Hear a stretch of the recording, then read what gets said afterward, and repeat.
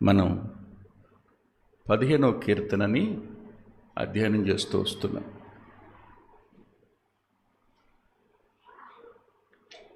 చాలా బాగుందనుకున్నాను, కానీ ఈ కీర్తన became a hard nutshell.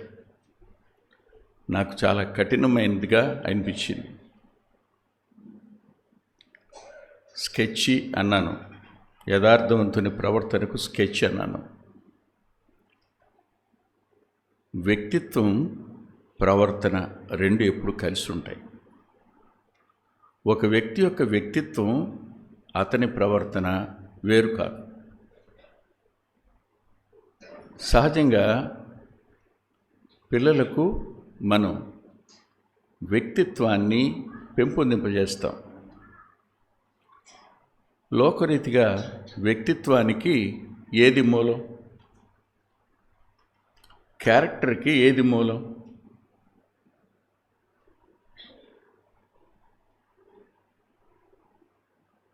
Moral ethics, నైతికమైన విలువలు. నైతిక విలువలను పిల్లలకు తల్లిదండ్రులు నేర్పుతారు. విద్య నేర్పుతుంది, పెద్దలు నేర్పుతారు. అక్కడ ఒక వ్యక్తి యొక్క వ్యక్తిత్వం రూపొందించబడుతుంది. వాస్తవానికి ఈ రోజున ఎథిక్స్ ఎక్కడా లేవు. మేము చదువుకునే రోజుల్లో ఎథిక్స్ ఉండేవి. ఓ చిన్న కథ చెప్పి క్రింద నీతి అని రాసేవారు. ఇవాళ నీతి లేని కథలే ఉన్నాయి. పిల్లలకు నైతిక విలువలు నేర్పేటువంటిది ఎక్కడా కనపడాలా. ఇక పెద్దల్లో ఎలా ఉంటాయి? రక్షించబడ్డామనే పేరు ఉంటుంది, కానీ మనకు డివైన్ ఎథిక్స్ అసలు తెలియవు. దైవికమైన నీతి విలువలు మనం ఎరగం. మనం సమాజంలో ఉంటే ఓ రకంగా ఉంటాం, మందిరంలో ఉంటే ఇంకో రకంగా ఉంటాం, ఇంట్లో ఇంకో రకంగా ఉంటాం. అది మన వ్యక్తిత్వం. కాదని చెప్పండి, గుండె మీద చేసుకుని.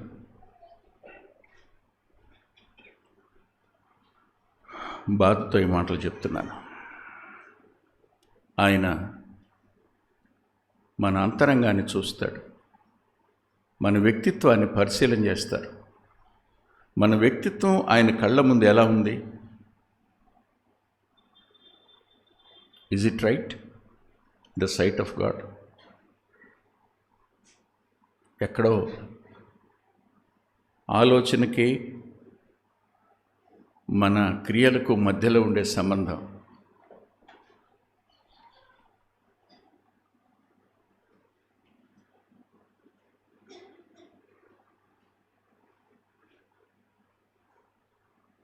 మన ప్రవర్తనను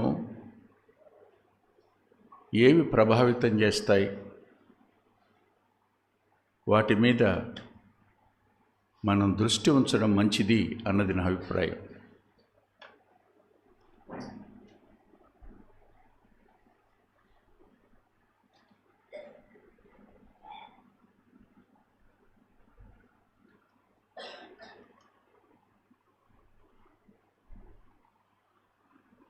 పదిహేనవ కీర్తన దగ్గరికి రండి.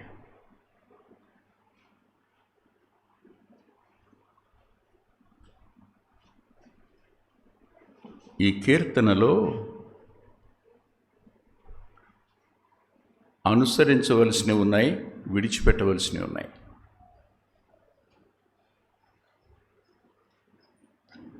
మనం కలుపుకోవలసినవి ఉన్నాయి, మనం విసర్జించవలసినవి ఉన్నాయి. లేదు, మరో మాటలో చెప్తాను, మనం ధరించవలసినవి ఉన్నవి, వద్దని తోసివేయవలసినవి ఉన్నాయి. ఈ రెండు మనకు మంచిగానే కనిపిస్తాయి కనపడేటప్పుడు, కానీ వాటి వల్ల మన యథార్థత దెబ్బతింటుంది అనే భావం మనకు ఉండదు. అర్థమవుతున్నాయా? అర్థమవుతుందా? మళ్ళీ చెప్పనా? ఈ కీర్తనలో మనం స్వీకరించవలసినవి ఉన్నాయి, విడిచిపెట్టుకోవలసినవి ఉన్నాయి. ఇదే తలంపులు కొత్త నిబంధన గ్రంథంలో పౌలు గారు కూడా మాట్లాడారు. అది ఆశ్చర్యం. అంటే ద బైబిల్ ఈజ్ యూనిక్.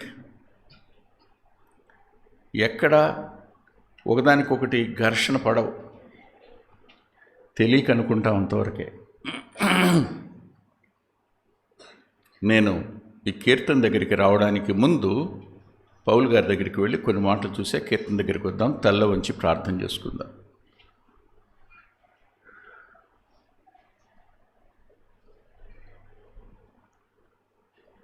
ప్రేమగల మా ప్రియ తండ్రి, కృపగల మా గొప్ప దేవ, మేము నీ సన్నిధిలో ఉన్నాం. నీ మందిరానికి వెళ్ళేటప్పుడు నీ ప్రవర్తనను జాగ్రత్తగా కాచుకోమని మీరు ముందుగా రాసిపెట్టారు. మేము ఎక్కడున్నా మా ప్రవర్తన మీ కనుదృష్టిలోనే ఉంది. మీరు చూస్తున్నారు. ప్రతిదీ నీకు తెలుసు, మరుగు కాదు. భయముతోనూ వణుకుతోనూ ఆయాసము దుఃఖము కలుగు చేసే ఈ వైభవాన్ని మేము భయభక్తులు కలిగి నీ కొరకు బ్రతికి ప్రవర్తించి రేపటి దినాన నీ ముందు సిగ్గుపడనక్కర్లేను అనిగా నిలబడే భాగ్యం మాకు అనుగ్రహించమని జ్ఞాపం చేస్తున్నాను. వాక్యం దగ్గరికి వస్తున్నప్పుడు అంతరంగంలో భయం ఉంది ప్రభువా. మా కాళ్ళు వణికే పరిస్థితులు ఉన్నాయి. మేము నిర్భయంగానో భీతి లేకుండానో మాట్లాడడం కానీ ప్రవర్తించడం కానీ చేయకూడనట్లుగా సంపూర్ణంగా మమ్మల్ని మేము మీ ఆత్మ యొక్క ఆధీనానికి అప్పగించుకుంటున్నాం. నియంత్రించండి. అనవసరమైన మాటలు పలకకుండా కాపాడండి. నేను కాక మీరు స్పష్టంగా అగపడడం కోసం నీ దాసుని మీ సిలువ చాటును మరుగుపరచండి. నేను మరుగవడానికి, మీరు మాత్రమే స్పష్టంగా కనిపించడానికి కృప చూపమని. బలహీనులం ప్రభువా, అనేక విషయాల్లో మిమ్మల్ని బాధపెట్టినవారు. మా మాటలు మీకు గాయాలు కలుగు చేశాయి. మా హృదయాలోచనలు మీ అంతరంగానికి వేదన కలుగు చేసినాయి. మా ప్రవర్తన మాలో నివసిస్తున్న ఆత్మను దుఃఖింపచేశాయి. ఒప్పుకుంటున్నాం. క్షమించుమని మీ పాదాలు పట్టుకుంటూ మరోసారి మీ సన్నిధికి ఈ రీతిగా రావడానికి మాకిచ్చిన ఈ సమయం కొరకే కృతజ్ఞత చెల్లిస్తూ జాగరూకులమై వాక్యపు వెలుగులో మీ ఆత్మ యొక్క నడిపింపులో బ్రతికే కృపనిమ్మని యేసుక్రీస్తు ప్రభువారి పేరట ప్రార్థిస్తున్నాం తండ్రి. ఆమేన్. ఎఫ్సి పత్రిక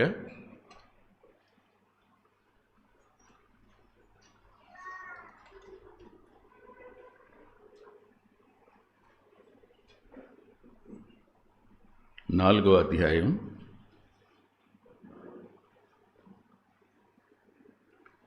17వ వచనం నుండి 24వ వచనం వరకు ఉన్న వాక్యాన్ని మార్చి చదువుకుందాం.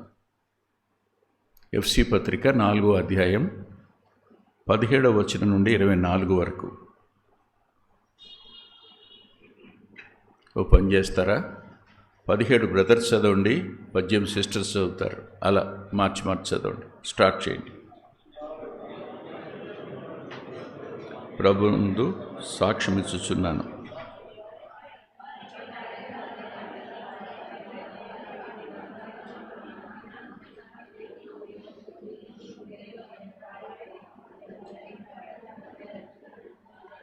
వారు సిగ్గులేని వారై ఉండి నానా విధమైన అపవిత్రతను అత్యాశతో జరిగించుటకు తమను తామే కాముకత్వానికి అప్పగించుకున్నది.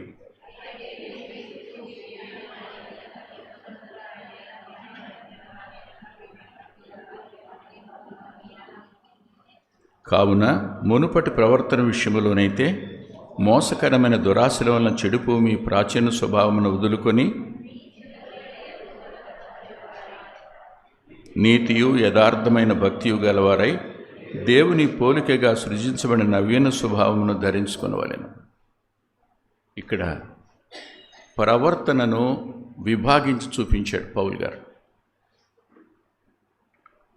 ఇక్కడ ప్రవర్తనను విభాగించి చూపించిన ఆయన ఇలా అన్నాడు. ఏమన్నాడంటే, కాబట్టి అన్యజనులు నడుచుకున్నట్లు వాక్యం లేనివారు,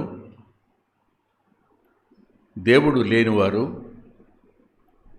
నడుచుకునేటట్టుగా దేవుని పిల్లలు నడుచుకోవద్దు. నడక అనేది ప్రవర్తన చూపిస్తుంది. అలా నడుచుకోవద్దు అంటూ ఆయన అన్నమాట చూడండి. 20-21 వచనాల్లో, మీరు అలాగున క్రీస్తును నేర్చుకున్నవారు కారు. మనం నేర్చుకునేది ఎవరిని? ప్రభువుని. సంఘం లోపల, సహవాసం లోపల చెప్పబడే ప్రతి వాక్యం ప్రభువును మనకు నేర్పడం.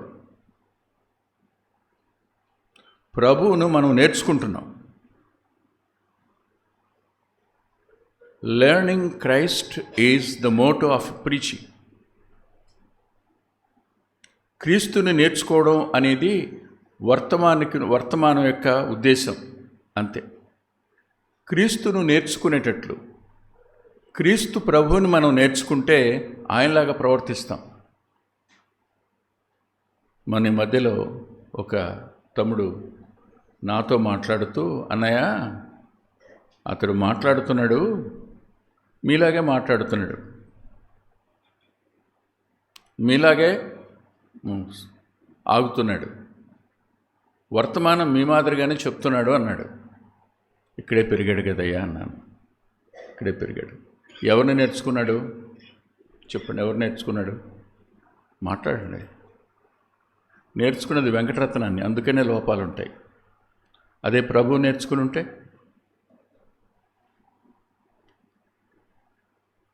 ఉండవు. వెంకటరత్నాన్ని అనుసరించవచ్చు, కానీ అది ఎంతవరకు? అతని ప్రవర్తనను జాగ్రత్త చూడండి. మీరు హెబ్రీ పత్రికలో ఏమంటాడు పౌలు రాస్తూ, 13వ అధ్యాయం 7వ వచనం, మీకు దేవుని వాక్యమును బోధించి మీ పైన నాయకులుగా ఉన్నవారిని జ్ఞాపకం చేసుకొని వారి ప్రవర్తన ఫలమును శ్రద్ధగా తలంచుకొనుచు వారి విశ్వాసమును అనుసరించండి. ఎప్పటి వరకు?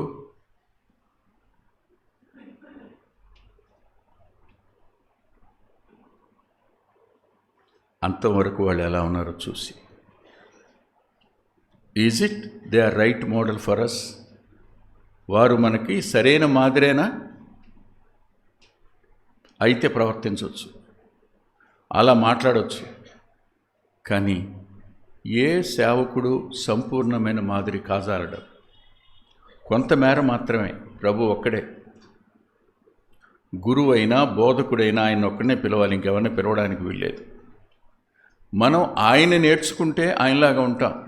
నాకు డిఎల్ మూడీ మాట గుర్తొచ్చింది. మూడీ నువ్వు మార్చావే, అతను మొన్న అక్కడ పడిపోయి కనిపించాడు అన్నారట. అవును బాబు, నేను మార్చాను కాబట్టి అట్ట అయ్యాడు, ప్రభు మనిస్తే అలా అయ్యేవాడు కాదన్నాడట.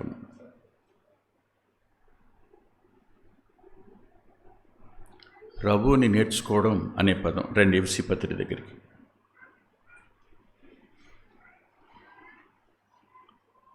22వ వచనంలో, కావున మునుపటి ప్రవర్తన విషయంలోనైతే మోసకరమైన దురాశల వలన చెడిపోవు మీ ప్రాచీన స్వభావమును వదులుకొని మీ చిత్తవృత్తి యందు నూతనపరచబడిన వారై నీతియు యథార్థమైన భక్తియు గలవారై దేవుని పోలికగా సృజించబడిన నవీన స్వభావమును ధరించుకోవాలను. 22 చివర వదులుకోవాలి, 24 చివర ధరించుకోవాలి. మనం వదులుకోవలసినవి వదులుకోము, ధరించుకోవలసినవి ధరించుకో. వదులుకోవలసినవి ఏమున్నాయి? చూడండి, పిల్లలు మీరున్నారు, మీరు వదులుకోవాల్సినవి ఉన్నాయి, మీరు నేర్చుకోవాల్సినవి ఉన్నాయి, స్వీకరించవలసినవి ఉన్నాయి. పిల్లలకి పాఠాలు చెప్పేటప్పుడు సహజంగా ఏం చెప్తాం చెప్పండి? అమ్మకు నాన్నకు మీరు విలువ ఇవ్వడం లేదు, వాళ్ళ మీద మీకు సదాభిప్రాయం పోయింది, అమ్మనో నాన్ననో తక్కువ చేస్తున్నాం, ప్రమాదం, జాగ్రత్త అని చెప్పారు మాస్టర్. అంటే ఏం చెప్పాడు ఆయన? నీవు అగౌరవ భావాన్ని వదులుకో, గౌరవ భావాన్ని స్వీకరించు అని చెప్పాడు. అంతేగా? అమ్మ లేకపోతే నువ్వు లేవు, నాన్న లేకపోతే నువ్వు లేవు, ఎదగలేవు. వాళ్ళ మీద నీకేముండాలి చెప్పండి? ఏముండాలి? వాళ్ళు చెడ్డోళ్ళండి, మంచోళ్ళు కాదు, కానీ అమ్మా నాన్నేగా కదా, అమ్మా నాన్నే. అమ్మ మనిషే, నాన్న మనిషే, కానీ వాళ్ళని గౌరవించటం మన బాధ్యత. ఇందులో నీ ప్రవర్తన, వాడు చెడ్డోడు కాబట్టి మా నాన్న, నేను వాడిని గౌరవించను అంటారా? అది చెడ్డది కనుక మా అమ్మ దాన్ని గౌరవించను అంటే నువ్వు నీతిమంతుడి కింద లెక్కైనా? దేవుని వాక్యానికి లోబడని వాడు నీతిమంతుడు ఎలా అవుతాడు? జ్ఞాపకం పెట్టుకోండి, ఎంతైనా అమ్మ అమ్మే, నాన్న నానే. వారికి ఇవ్వాల్సిన గౌరవాన్ని ఖచ్చితంగా మనం ఇచ్చి తీరాలి.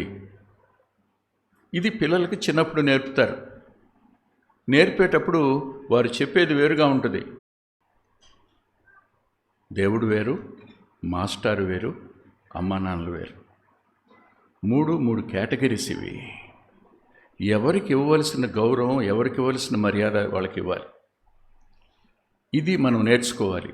నేర్చుకోవాలంటే ఏముండాలి? మొట్టమొదట నువ్వు మంచివాడివి అనే అభిప్రాయం వదిలిపెట్టేసుకో. నేను నీతి గలవాడిని వదిలిపెట్టేసుకో. మన నీతి ఏ పాటిది? మురుగుగూడలేవి. ఎదుటి వాళ్ళు మనకు లోపాలు కనపడుతున్నాయంటే మనం నీతిమంతులం కాజాలం, గుర్తుపెట్టుకోండి. ఇతరుల లోపాలే మనకు కనపడుతున్నాయి ఎప్పుడు అంటే మనం అక్కడ ఫాల్ట్ ఉంది, లోపం ఉంది. వదులుకోవలసినవి ఏమని రాశాడు? వదులుకోవలసినవి చూడండి. ప్రవర్తన విషయంలోనైతే మోసకరమైన దురాశలు, చెడిపోవు మీ ప్రాచీన స్వభావం. ఈ ప్రాచీన స్వభావాన్ని, దాని ఆశలను వదులుకోవాలి, వదిలిపెట్టేయాలి. వదిలిపెట్టేసి ఏం చేయాలి? కింద రాస్తాడు చూడండి. చిత్తవృత్తి యందు నూతనపరచబడిన వారై, చిత్తంలో అంటే మెయిన్ రోలు విల్ది, చిత్త అనేది.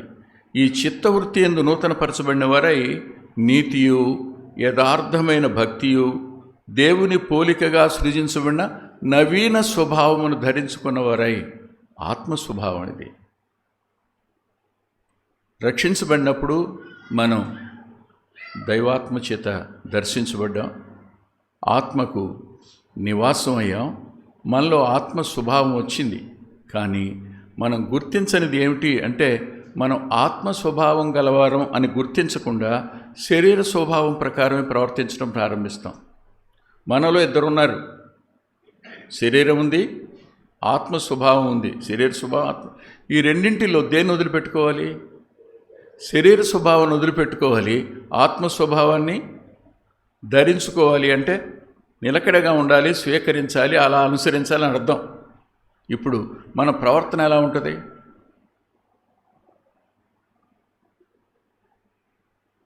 వాళ్ళు నోటికి ఎంత మాట వస్తే అంత మాట మాట్లాడుతున్నారు. నువ్వు మౌనంగా ఉంటే ఎలా అని అంటే సరిపోద్దా? నువ్వు మౌనంగా ఉంటే తేలికైపోతావు కదా. తేలిక కాను. నా దేవుని, నేను మనుషుల దృష్టిలో తేలికైనా దేవుని దృష్టిలో గనుడుగా ఉంటాను. మీరనే ప్రతి మాటకి నా దగ్గర జవాబు ఉంటుంది. జవాబు లేకుండా ఉండదు, కానీ పలకన మాట్లాడను. ఎందుకని? ఒకటే, ఐ వాజ్ క్రూసిఫైడ్, నేను సిలువ వేయబడ్డాను. చిత్తవృత్తి యందు నూతనపరచబడడం అన్నప్పుడు క్రూసిఫైయింగ్ ద ఫ్లెష్లీ నేచర్. పాప స్వభావానికి సిలువ వేసుకోకుండా నూతన స్వభావాన్ని ధరించడం అనేది సాధ్యం కాదు. అది నటన అవుద్దంతే, వేషధారణ అవుతుంది. ఈ మాటలు చెప్పిన ఈయన ఇప్పుడు వదిలిపెట్టుకోవాలి, స్వీకరించాలి, వదిలిపెట్టుకోవాలి, ధరించాలి అన్నాడు. ఇప్పుడు 15వ కీర్తన దగ్గరికి రండి.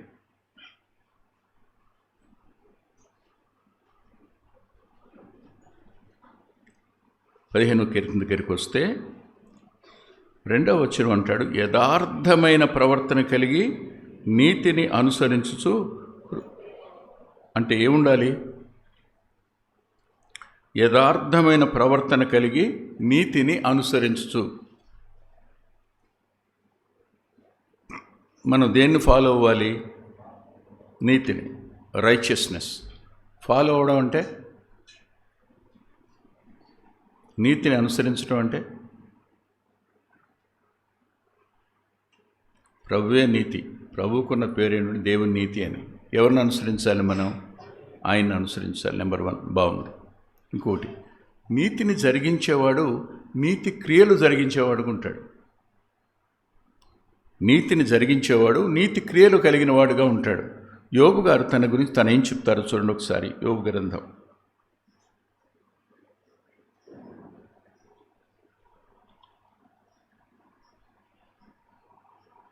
29వ అధ్యాయం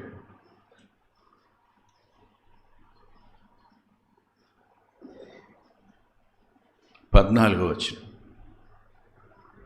నేను నీతిని వస్త్రముగా ధరించుకొని ఉంటిని గనుక అది నన్ను ధరించెను. ఏమన్నా అర్థమైందన్నమాట? నేను నీతిని వస్త్రంగా ధరించాను. అందుకని నీతి వస్త్రము అనే పదం యెషయా గ్రంథంలో కనపడుతుంది. నీతి వస్త్రం, నీతిని వస్త్రంగా ధరించాను నేను, అది నన్ను ధరించింది అన్నాడు. ఇప్పుడు ఎక్కడున్నావు? నేను నీతి వేరు కాదు. ఇప్పుడు విశ్వాసం ఉంచాను, నీతిమంతుడిగా మార్చబడ్డాను. నేను ఇప్పుడు ప్రభువులో ఉన్నాను, విశ్వాసిగా ఉన్నాను, నేను నీతి గలవాణ్ణి, నీతి నాలో ఉంది, నేను నీతిలో ఉన్నాను అని క్రింద రాస్తాడు. నీతి క్రియల గురించి మనకు మతిపోతుంది. చూడండి ఏమంటాడు?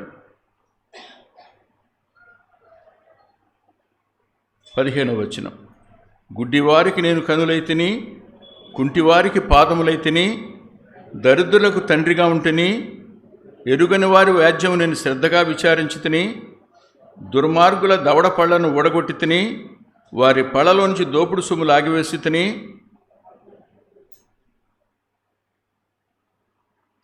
పైన చెప్పినవన్నీ ఏంటి? వర్క్స్ ఆఫ్ రైచియస్నెస్, నీతి క్రియలవి.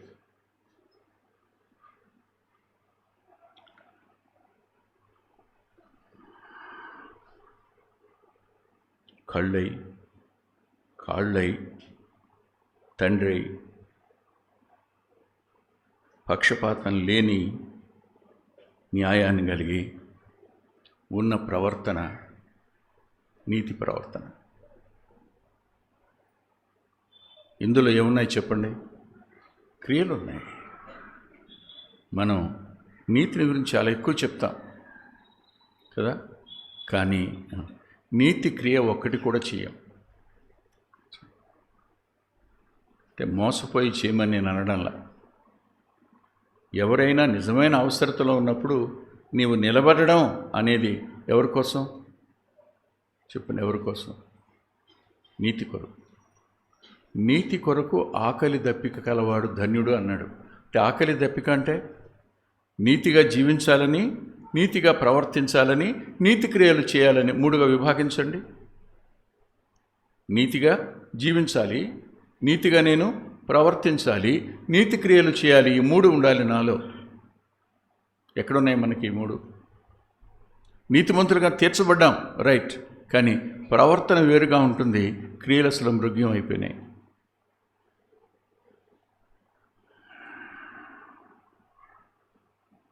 అందుకని హెబ్రీ గ్రంథకర్త 1వ అధ్యాయం 9వ వచనంలో ఇలా రాశాడు చూడండి.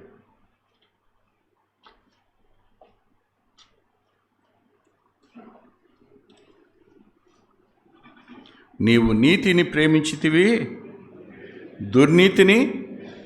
ఇది లేదుగా. నీతిని ఎక్కడ ప్రేమిస్తాం? దుర్నీతిని ఎక్కడ ద్వేషిస్తాం? దుర్నీతి గలవాడు మనవాడు అనుకోండి, వాడి మీద మన అభిప్రాయం ఏంటి? నీతి గలవాడు మనవాడు కాదనుకోండి, అతని మీద మన అభిప్రాయం ఏంటి? పరలోకపు కళ్ళలో నుంచి మనం చూస్తే అర్థమవుతుంది. నష్టం చేసేవాడిని ప్రేమించి మేలు చేసేవాడిని ద్వేషించేటువంటి తత్వం మనలో ఉంది, బికాజ్ ఆఫ్ డిస్క్రిమినేషన్.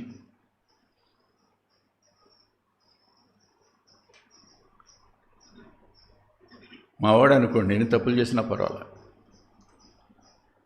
మావాడు కాదనుకోండి, ఎన్ని మేలు చేసినా తప్పే. ఈ పక్షపాతం ప్రభువునందు విశ్వాసం ఉంచి నీతిమంతుడిగా మార్చబడిన వాడిలో ఉండొచ్చునా? ఆలోచించండి. మనం పరలోకానికి యథార్థవంతులుగా ఎలా ఉంటాం? యథార్థత నీతిని ప్రేమిస్తుంది, దుర్నీతిని ద్వేషిస్తుంది. కానీ రెండు జరగవు. ఎవరిలో లోపాలు ఉన్నాయో వాళ్ళని మనం ప్రేమిస్తాం, ఎవరిలో లోపాలు లేవో వాళ్ళు మనకు కష్టంగా ఉన్నా వాళ్ళని ద్వేషిస్తాం. ద్వేషాన్ని మనం వెళ్ళగక్కుతాం. ఇప్పుడు మనలో ఏం లేదు? యథార్థత ఉందా? చెప్పండి. ఇప్పుడు నాకు యథార్థతను వివరించడం చాలా కష్టం అని చెప్పాను కదా, అయినా ప్రయత్నం చేస్తున్నాను, పరిశుద్ధాత్మ దేవుడు సాయం చేసిన కొద్దీ. ఇంతెందుకు, నేను మీతో ఒక మాట చెప్తా. నీ కొడుకు తప్పు చేస్తే దాన్ని కప్పుకుంటాం, పక్కనోడు కొడుకు తప్పు చేస్తే దాన్ని మాత్రం ఊరంతా చాటుతావు. ఎవరు నువ్వు? యథార్థవంతుడువా? కాదుగా. మన పిల్లలకు ఒక న్యాయం, బయట పిల్లలకి ఇంకొక న్యాయం. యథార్థతేనా?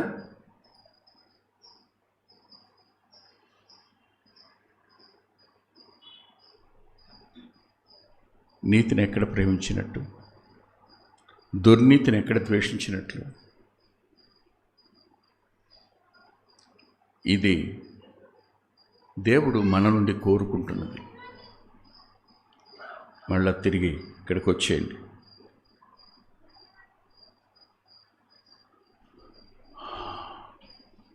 నాకు 2, 3, 4, 5 వచనాలలో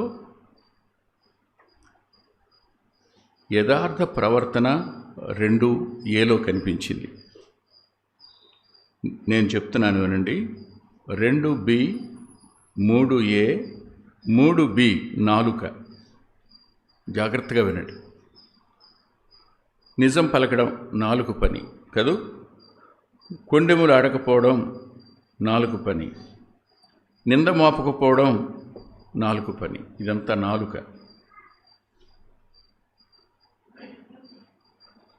అంటే ప్రభు కృప చూపించి దీన్ని విభాగించుకోవడానికి సాయం చేశాడు. ఇది నాలుగు పని. రెండవది చూడండి, 4a. అతని దృష్టికి హృదయం. అతడు యెహోవా యందు భయభక్తి కలవాడి హృదయం. అతడు ప్రమాణం చేయగా తప్పడు హృదయం. 4, 1, 2, 3 హృదయం గురించి చెప్తున్నాడు. ఇంతకుముందు 4 గురించి చెప్పాడు, తర్వాత హృదయం గురించి చెప్తున్నాడు. మళ్ళా చెప్పనా నేను? నాలుక 2b. 2bలో ఏముందో చెప్పండి. హృదయపూర్వకంగా నిజం పలకడం నాలుగు పని. అంటే ఏబిగా విభాగించి చెప్తున్నాను. రెండవ భాగాన్ని బి అని పేరు పెట్టాను, మొదటి భాగాన్ని ఏ అని పేరు పెట్టుకుందాం. ఇప్పుడు 3, 1 ఏమిటి చెప్పండి. 3a. నాలుకతో కొండెల్లాడు, తన చెలికాడికి కీడు చేయడు, పొరుగు వారి మీద నింద మోపడు. ఇవన్నీ నాలుక. అంటే యథార్థమైన ప్రవర్తనలో ఏమేమి ఉంటాయి? నాలుకుంది, హృదయం ఉంది. అటు తరువాత చూడండి ఏముందో.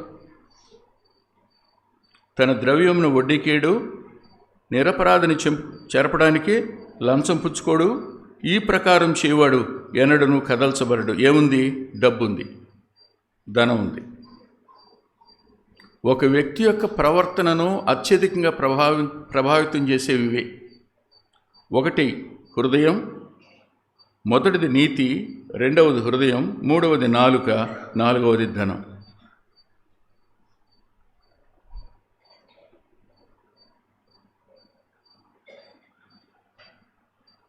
ఇక్కడ మరో మాట కూడా పౌలు గారి దగ్గర తీసుకెళ్తాను రండి. రోమాపత్రిక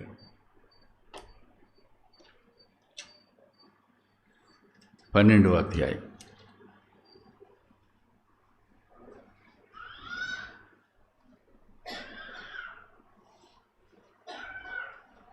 9వ వచనం. మీ ప్రేమ నిష్కపటమైనదే ఉండాలి అన్న తర్వాత ఏమన్నాడు? చెడ్డదాన్ని అసహించుకొని మంచిదాన్ని హత్తుకొని ఉండండి అన్నాడు.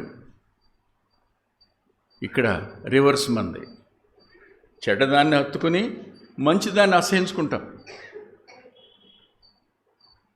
మనకేది మంచి అనిపిస్తుంది? మనకెవరు మంచివాళ్ళు కనబడతారు?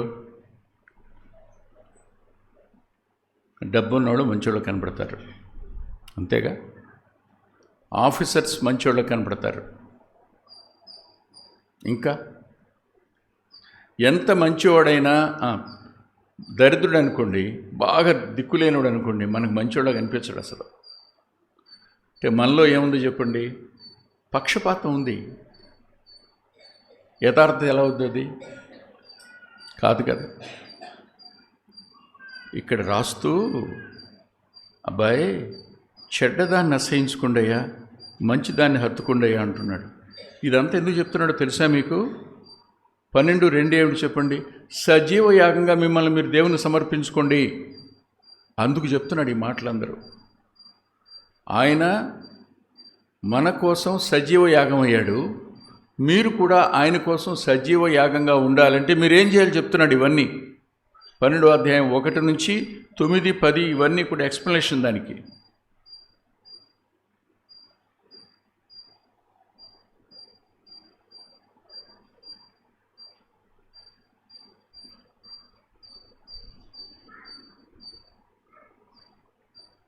ఏదో గుర్తొచ్చింది, చెబితే బాగోదని ముందుకెళ్ళిపోతున్నాను.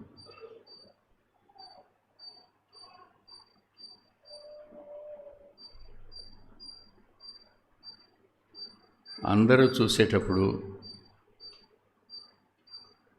చేతులు కట్టుకుని డిగ్నిఫైడ్గా నడుస్తూ అందరు వెళ్ళిపోయిన తర్వాత ఈ పక్కనోడు చేస్తున్న పనికి ఎవరు లేరుగా బాబాయ్ నాకు కూడా ఎవరా అన్నాడు అనుకోండి.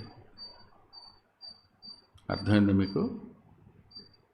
అందరూ ఉన్నప్పుడు ఈ పక్కన ముగ్గురితో కలవడం, ఆ ముగ్గురు అలరోళ్ళు ఇదంటారు, ఇది ఉంటాయి, ఇట్టుంటాడు, వాళ్ళకి దూరంగా ఉంటాడు. అందరు వెళ్ళిపోతారు, పొలం గట్టుకు వెళ్ళిపోతారు. ఎప్పుడు ఏరా బాబాయ్ అంటాడు. ఎలా ప్రవర్తించాడు? యథార్థతేనా?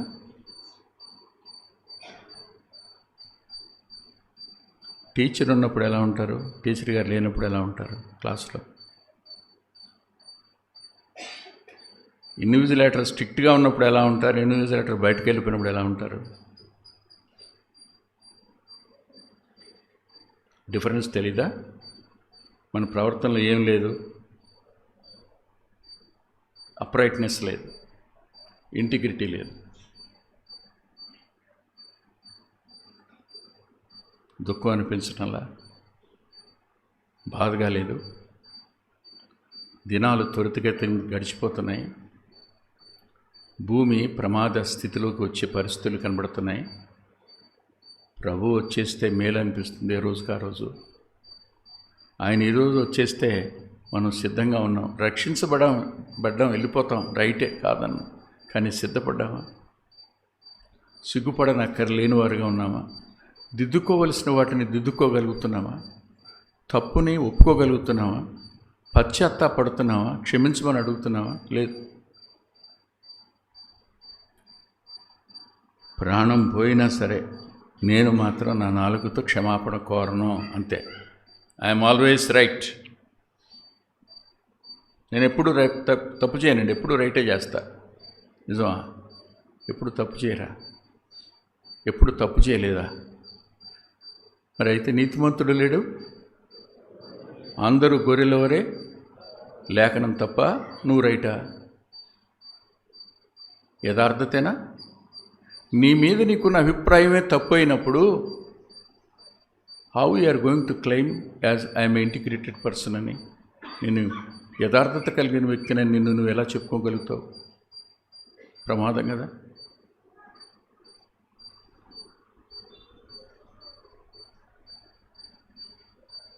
అదే రోమపత్రికలో చూడండి 13వ అధ్యాయంలో ఏమని రాశాడు? 13వ అధ్యాయం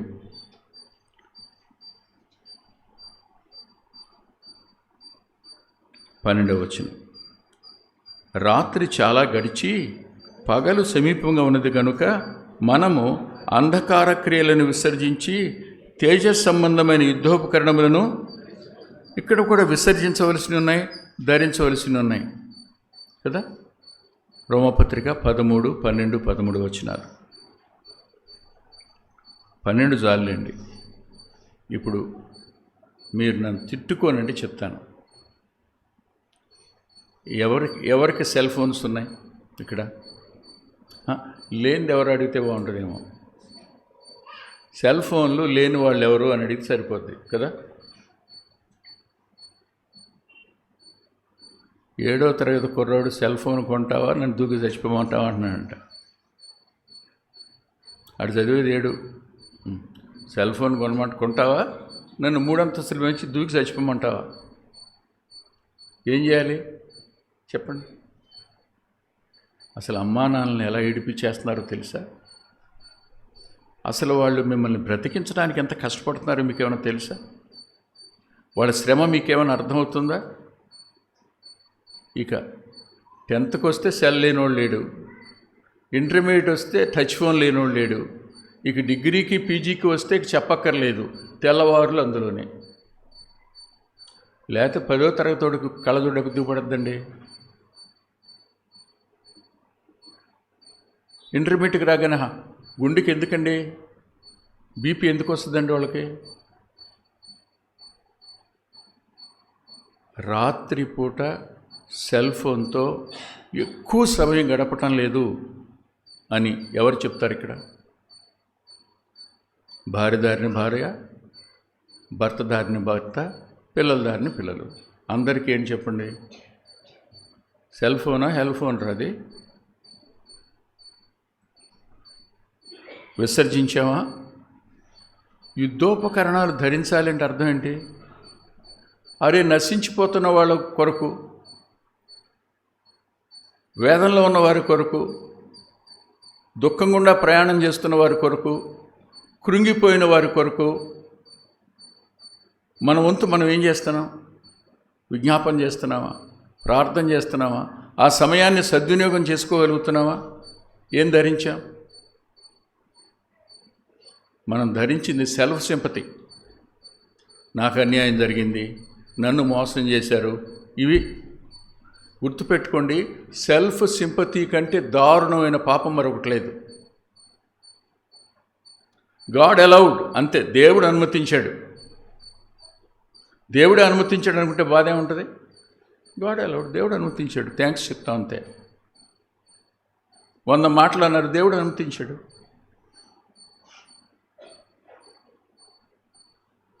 నువ్వు రక్షణ అనే శిరస్థానాన్ని ధరించావు, సమాధానం అనే చెప్పులు ధరించావు. ఆ కారణం చేత నిదానంగా ఉండగలుగుతున్నావు, నెమ్మదిగా ఉండగలుగుతున్నావు. అవి తీసేస్తే సమాధానం పోతే ఏముండో చెప్పండి? యుద్ధమేగా. రక్షణ పోతే, రక్షణ శిరస్త్రాన్ని తీసేస్తే మన ఇష్టానుసారంగా మాట్లాడతాం, మన ఇష్టానుసారంగా ప్రవర్తిస్తాం. ధరించి విసర్జించి అనే పదాలు అందుకు వాడాడు. కానీ మనం విసర్జించటం లేదు, ధరించటం లేదు.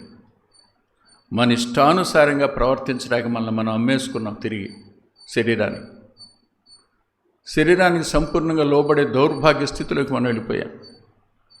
శరీరం ఏం చెప్తే అది వింటాం, మనసుకు ఏది తోస్తే చేస్తాం.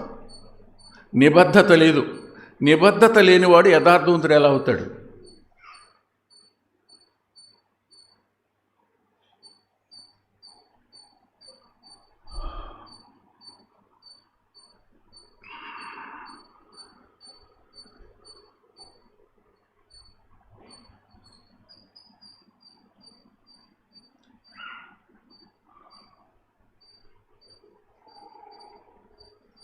తిరిగి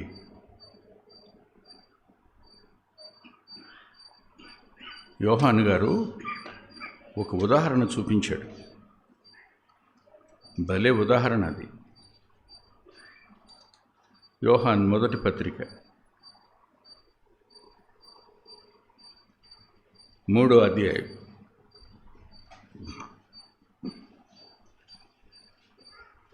12వ వచనం. మనము కయ్యూను వంటి వారమై ఉండరాదు. వాడు దుష్టుని సంబంధి అయి తన సహోదరుని చంపెను. వాడు అతను ఎందుకు చంపెను? తన క్రియలు చెడ్డవియు తన సహోదరుని క్రియలు నీతి గలవయుండును గనుక చంపాడు. అంతే కారణం.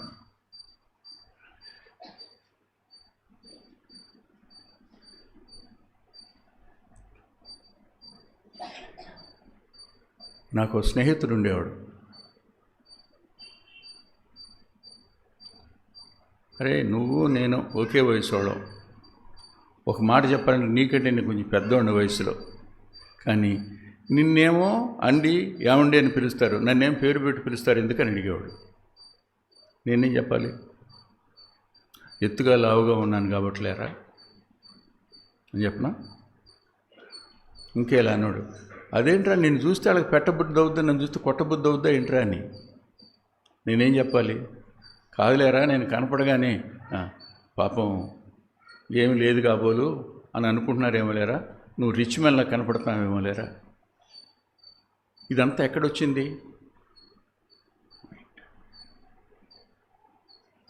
డిస్క్రిమినేషన్ ఎక్కడ? తేడా ఎక్కడ? కయ్యూను క్రియలు నీతి గలవి కావు. హేబేలు క్రియలో నీతి ఉంది. ఇప్పటికి చెప్పాడు, విశ్వాసం ఉంది హేబేలు దాంట్లో, నీతి ఉంది. కయ్యూను దాంట్లో విశ్వాసం లేదు, నీతి కూడా లేదు. కానీ ఎందుకు తెచ్చాడు?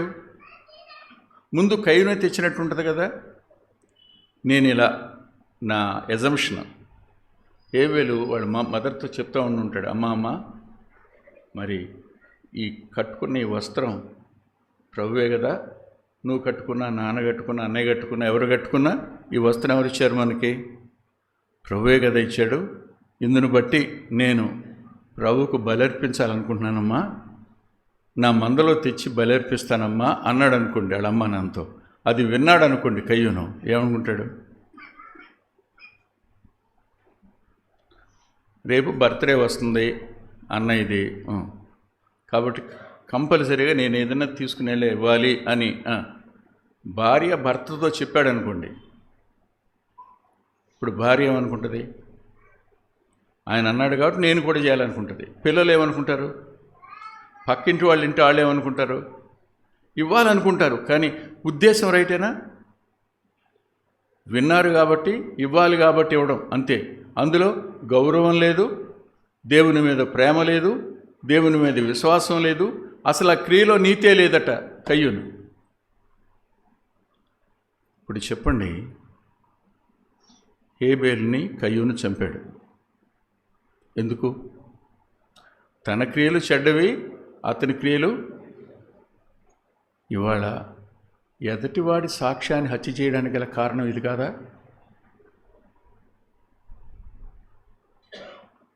మాట్లాడండి.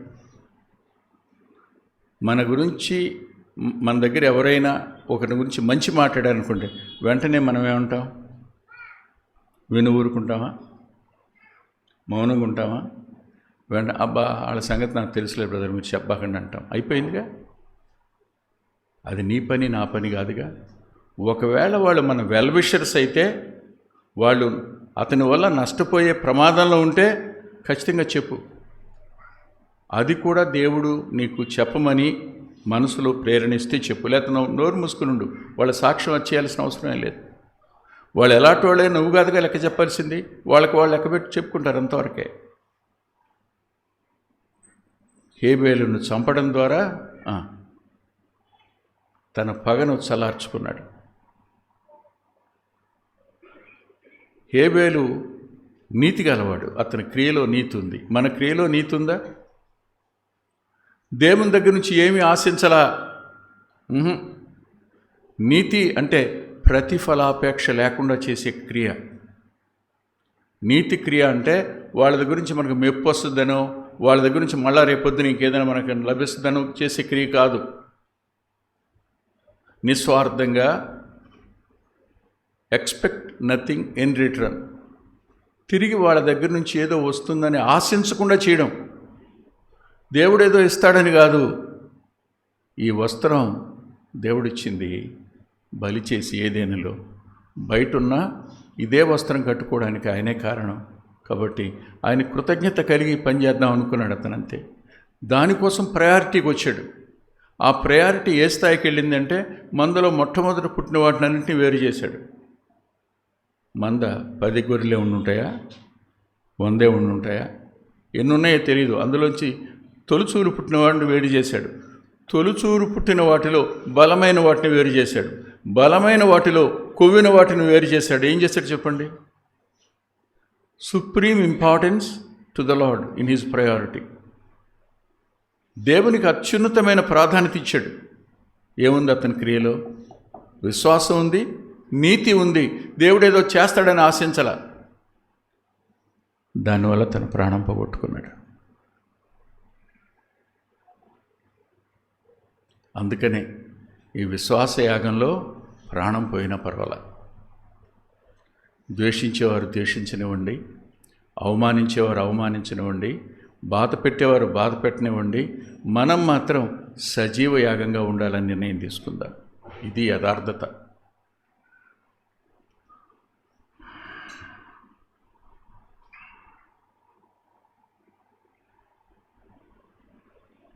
మరో మాట కూడా చూపిస్తారు చూడండి. కొరింథీయులకు రాసిన 2వ పత్రిక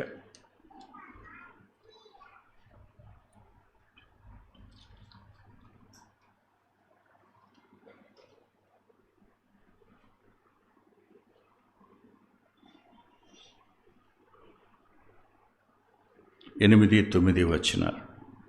మరియు కొరింథీయులకు రాసిన 2వ పత్రిక 9వ అధ్యాయం 8-9 వచనాలు. కొరింథీ 2వ పత్రిక 9వ అధ్యాయం 8-9 వచనాలు. మరియు అన్నిటి యందును ఎల్లప్పుడూ మీలో మీరు సర్వ సమృద్ధి కలవారై ఉత్తమమైన ప్రతి కార్యము చేయుటకు దేవుడు మీ ఎడల సత్య విషయమైన కృపను విస్తరింపచేయగలడు. ఇందు విషయమై అతడు వెదజల్లి దరిద్రులకిచ్చెను, అతని నీతి నిరంతరము నిలుచును అని వ్రాయబడెను. ఎందుకు? యోబు గారు అంటాడు, నేను తినే దాంట్లో పట్టెడన్నం పెట్టకుండా ఎప్పుడూ తినలేదంట ఆయన. సాధ్యం అవుద్దా తమ్ముడిది? పనికి వెళ్ళి వస్తాం, ప్రయాణం వెళ్ళొస్తాం, అన్నం పెడతారు, ఇంకిద్దరు ముగ్గురు ఉన్నారు మనతో, వాళ్ళు వచ్చేలోగానే నా భోజనం అయిపోద్ది. అదేమంటే నాకున్న రీజన్ ఏంటో తెలుసా? మా నాన్న చెప్పాడు, ఏమని, రేయ్ మగోడు అయితే చెయ్యారకముందు తినేయాలరా అని. అది మాట గుర్తురాగానే ఏం చేస్తాను? నాతో పాటు ఫోన్ చేయడానికి ముగ్గురు ఉన్నారు అని ఆలోచించను. చేయగడుక్కున్నాను, ఆరిపోకూడదు. అందుకని నా అంతటి నేనే ప్రార్థన చేసుకుని తినేయటం. వాళ్ళు వచ్చి కూర్చున్న తర్వాత వాళ్ళు పర్సనల్ ప్రేయర్ చేసుకోండి అంటాం. సహవాసానికి ప్రాధాన్యత ఎక్కడిచ్చాం? ఇవాళ భోజన పంక్తి దగ్గరే మన బుద్ధి బయటపడితే జీవితంలో నీతి క్రియల దగ్గర ఇంకెంత బయటపడాలి? మీలో మీరు సర్వసమృద్ధి గలవారై. సర్వసమృద్ధి అన్నప్పుడు అంతరంగంలో ఉండే తృప్తి కంటే సర్వసమృద్ధి ఇంకోటి లేదు.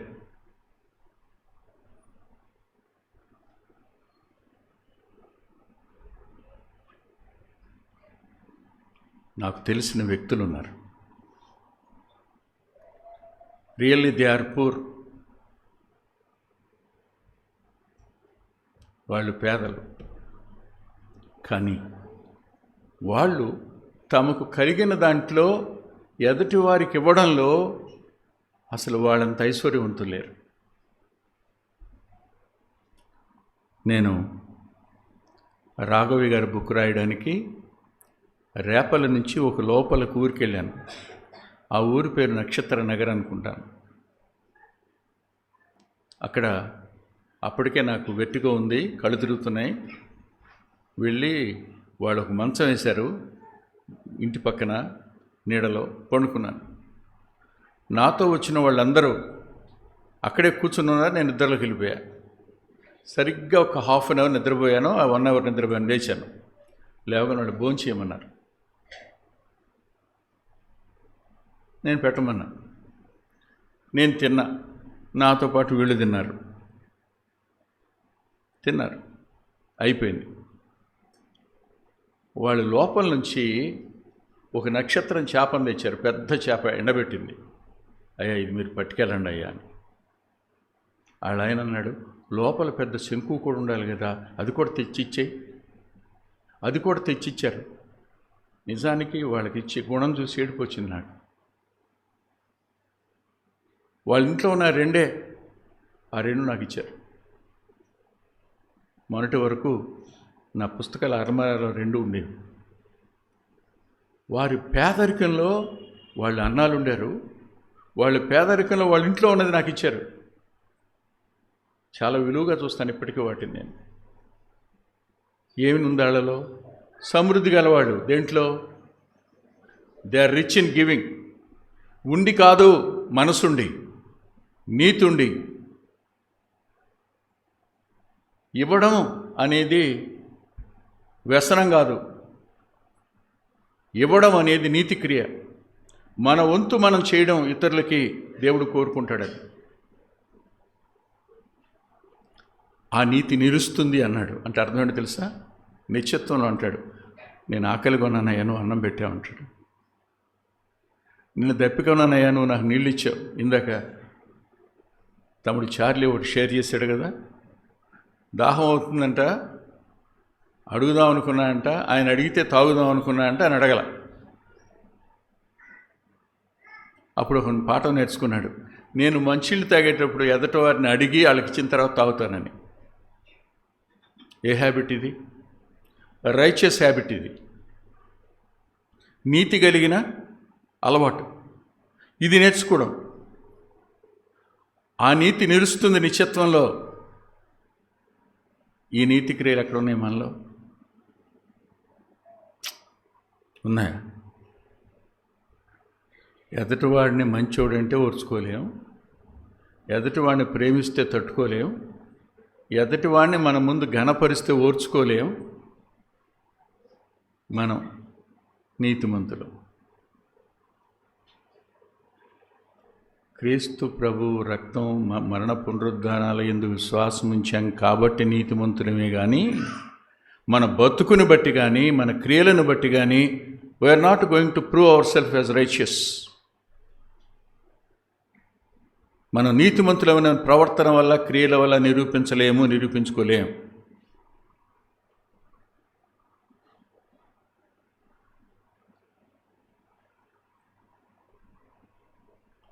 అలాగని అప్పులు పెట్టి ఎగ్గొట్టిన వాళ్ళందరం చూసి మౌనంగా ఉండే మా బాబురాలకు చేయబాకండి.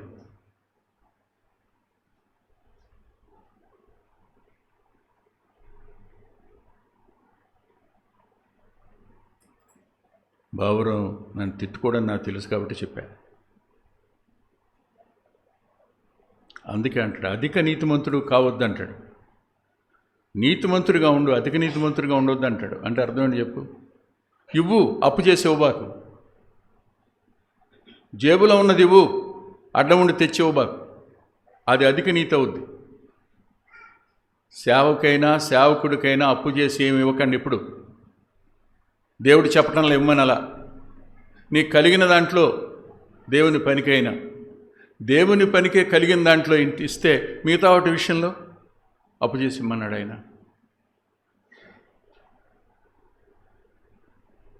ఇలా అప్పులు చేసి చివరికి విశ్వాసాన్ని వదిలిపెట్టేసుకుని భ్రష్టులు అయిపోయిన వాళ్ళు చాలామంది ఉన్నారు. వాళ్ళు ఏమంటారో తెలుసా? సేవకులే మోసం చేశారు బ్రదర్, విశ్వాసులే మోసం చేశారండి అంటారు రేపొద్దున. దేవుని నామానికి ఎంత అవమానం కలుగుతుందో. నిలిచే నీతి ఉంటే యథార్థత అనేది.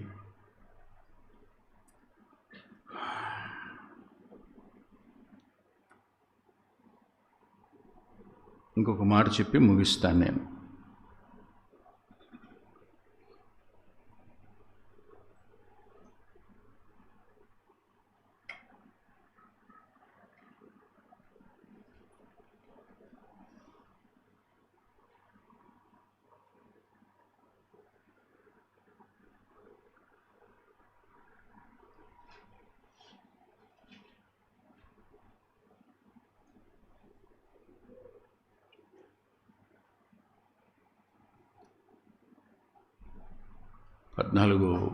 కీర్తన 14 చూడండి ఒకసారి.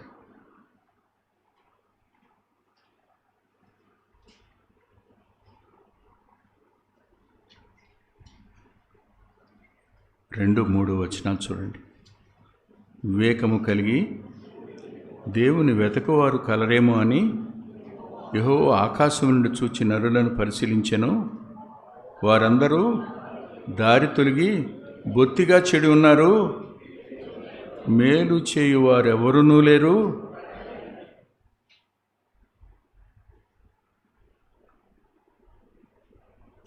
ఒక క్రైస్తవుడిగా నేను మేలు చేయాలి అనే దృక్పథం నీతికి కారణం, నీతి క్రియలకు కారణం. యథార్థవంతుడు నీతి క్రియలు చేయకుండా ఉండలేడు. యథార్థత నుండి నీతిని వేరు చేయలేం.